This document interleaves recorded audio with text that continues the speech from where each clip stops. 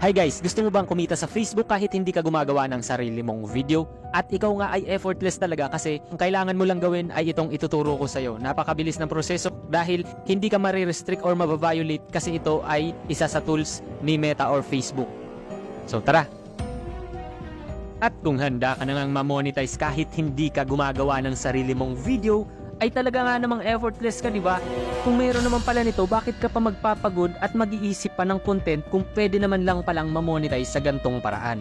So una nga guys, titingnan natin ang ating Facebook. So nakikita natin dito guys, nice! Ninong Rabs TV used your original audio in Reel. So ibig sabihin guys, yung video natin ay ginamit nila. 5 na ang gumamit ng ating video. So ang ginawa nila guys ay naghanap sila ng trending videos na alam nila na marami rin yung views nila dahil nga nasa trending list ang ating video. So, ganito ang gagawin rin natin guys. So, ituturo ko sa'yo. Unang gagawin natin guys, ay pupunta lang tayo sa Facebook natin. At dito, isi-search natin ang Facebook page ni Daily Guides TV. At pupunta tayo dito sa more at i-check ang reels niya. So maghahanap tayo ng video dito na alam natin na magte-trending siya. For example, ito 129,000 views. Pero mas mababa pa. Maghahanap pa tayo ng malaking views. So for example, ito 2.1 million views. I-check natin. At click nyo tong 3 dots. Tapos click nyo ang remix your reel. At ang kailangan lang naman natin gawin dito ay magpakita sa video, so ganyan. At hayaan na natin siyang magsalita at mag-react na lang ng kung ano ang ilagay ng facial expression dyan. Natatay ka na. Yan. O, taps. Sige.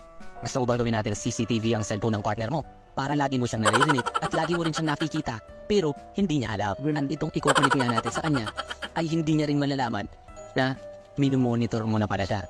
So kung gusto mong matuto, panoorin mo ang video na to. Ito nga pa na mangyayari. Cellphone. Mag-react sa video po. Phone niya. Kapag ikinunik ko.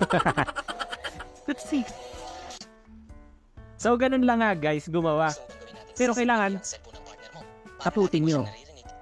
click nyo lang yung next, tapos pero kailangan tapusin nyo yun guys bago nyo i-finish. Tapos maglagay na kayo ng caption nyo kung ano yan. Ha ha ha, huli ka. Parang ganyan. Tapos i-post mo na. Kasi wala kang violation na magagawa dito guys. Kasi under siya, kasi tools siya ni Meta. Kaya hindi ka mababiolate or marirestrict. Kung mag-million views man to, ay wala kang violation at monetize ka pa at kikita ka pa kasi pwedeng malagyan ng ads itong video mo. So ganun lang guys. Pwede mo na siyang i-post. So follow nyo na rin ako guys. Thank you very much.